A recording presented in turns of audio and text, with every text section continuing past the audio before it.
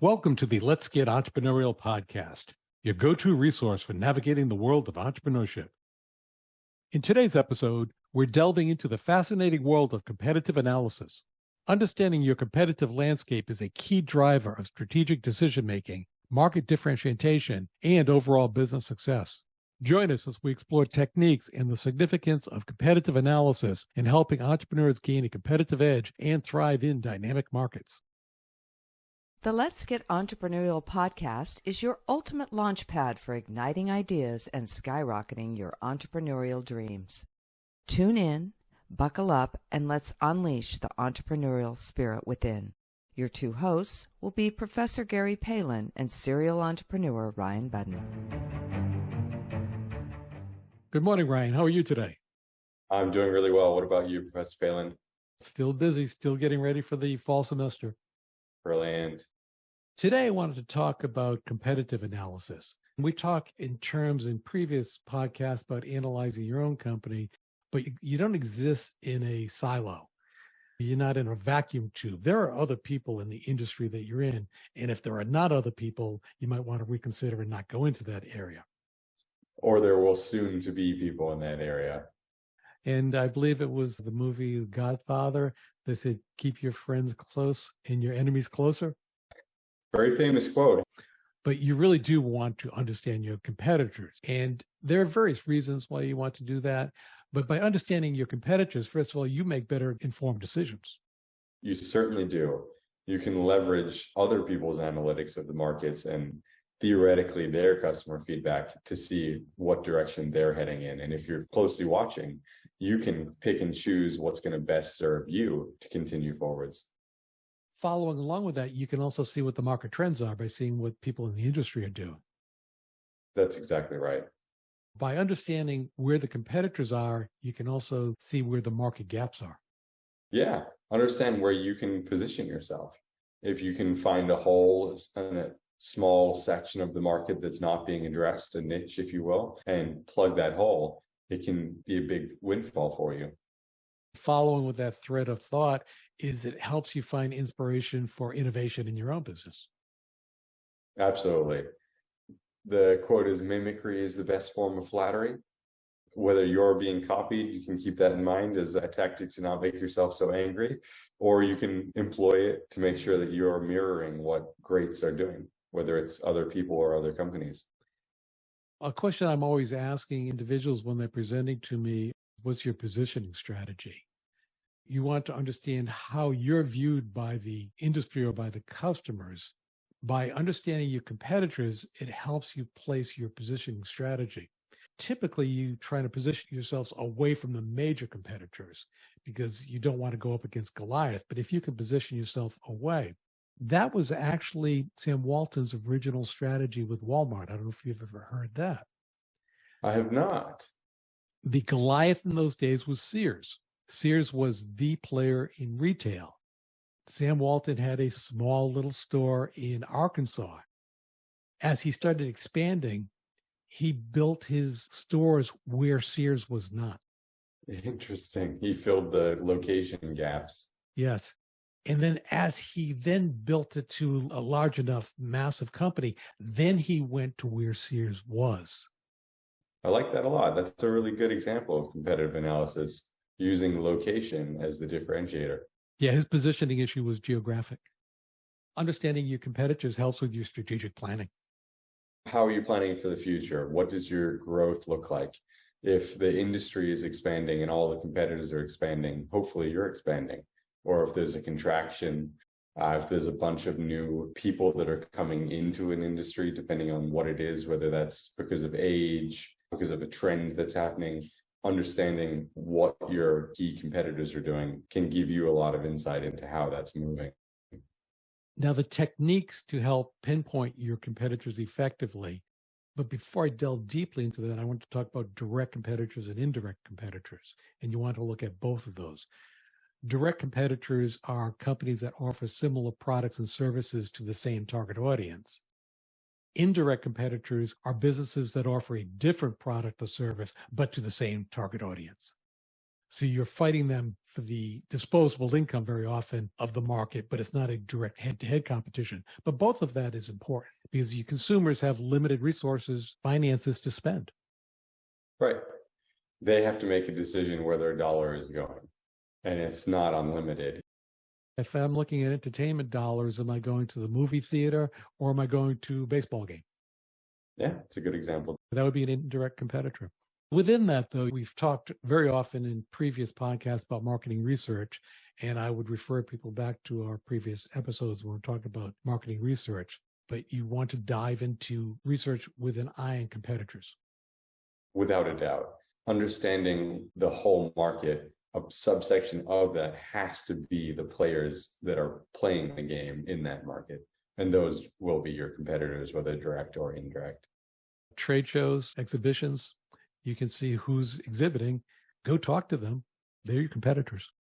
They are your competitors. They'll have their salespeople there with their sales pitches in line as well. You can hear directly from the horse's mouth what they're pushing and how they're pushing it.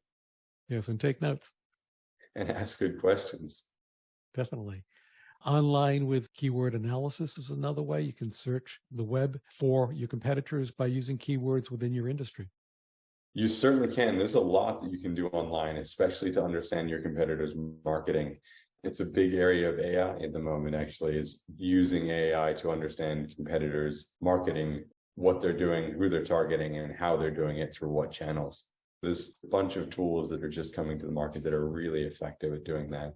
Online directories and listings will list who your competitors are. Google's really good at telling you who your competitors are without. Social media and forums, you can start perusing that and you can see who's playing in your space. Who's moderating conversations that are addressing your target market, because they're probably trying to sell something at the end of the day.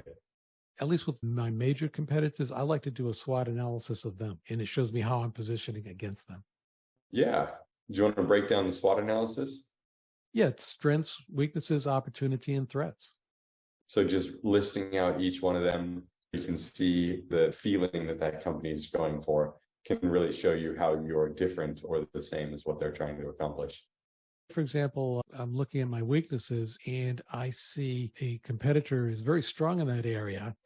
To go back to the Sam Walton example, am I going to move away from them, or do I need to shore up that weakness and start hiring people, develop skill sets in that area?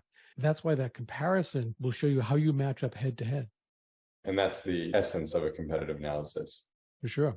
Also like to do a behavioral analysis. I want to see what the behavior is of the customers before, during, and after the purchase, because that will help me understand the trends and if they're shifting and moving towards my competition, away from the competition, towards me. It helps understanding the thought process of the customers. It will also give you the tone of how that company is interacting with their customers, which can often be a big point of differentiation. So how they're interacting with them, how they're creating community around that. With that, it helps determine what your competitive advantage is, which is really the crux of why you're doing this. Shoring up your competitive advantage, making sure there is one, and making sure you're keeping a knife's edge on it. Overall, I'd like to know what the competitive landscape is. What is the market share? What are pricing strategies? What are product offerings? What is the customer base? All of that information helps me make better, stronger decisions. And we've all seen really competitive companies. One company will release a new product or a new add-on to a product, and very quickly the other direct competitors scramble to release a similar, if not the same, add-on or product line that just was happened, because you at that point can't afford to be a step behind. So the closer you're paying attention to it, and this is a continuous thing, not just a one-time analysis, the more agile you're going to be to react to the market or to try and predict what's about to happen so you can even get in front of it. If you're doing really well in a particular area, you can be assured some of your competitors are going to copy you, and you want to keep track of that. Keeping track of all players to see who's about to be a primary player for you. Bottom line, you can't be stagnant. You have to keep moving forward, and you have to have your head up. One of the areas you have to look at is what the competitors are doing, because if you put your head down, they'll sneak up on you and they could very often cause your demise. You've seen that with small companies all the way to extremely large Fortune 100 companies have that happen to them. With that, you're looking at customer feedback and tracking your competitors' movements is how I like to do that particular aspect. Again, I'm on the social media forums. I'm speaking with competitors, again, going after trade shows and continually trying to gather information from multiple sources. Some examples of this, of companies that I think are excellent at that, Apple is an example.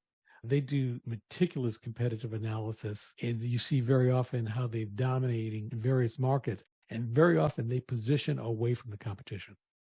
They really do. They either acquire the company and make it an internal product, or they differentiate themselves pretty immediately. Absolutely.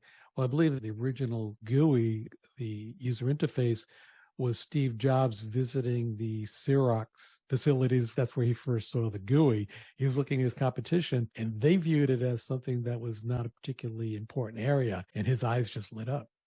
That's the famous part of the story. That's right. Another one I think is really interesting, and I don't know if one's better than the other, but they keep an eye on each other and they compete with each other dramatically, is Coca-Cola versus Pepsi. Yeah, what a fun rivalry, because it is a very serious rivalry, but they like to play it up. And they are watching each other very, very, very closely. That's exactly right.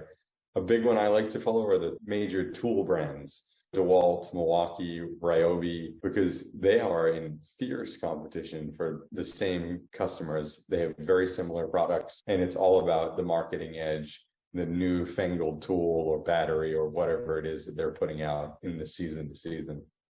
Any final closing thoughts that you have for us, Ryan?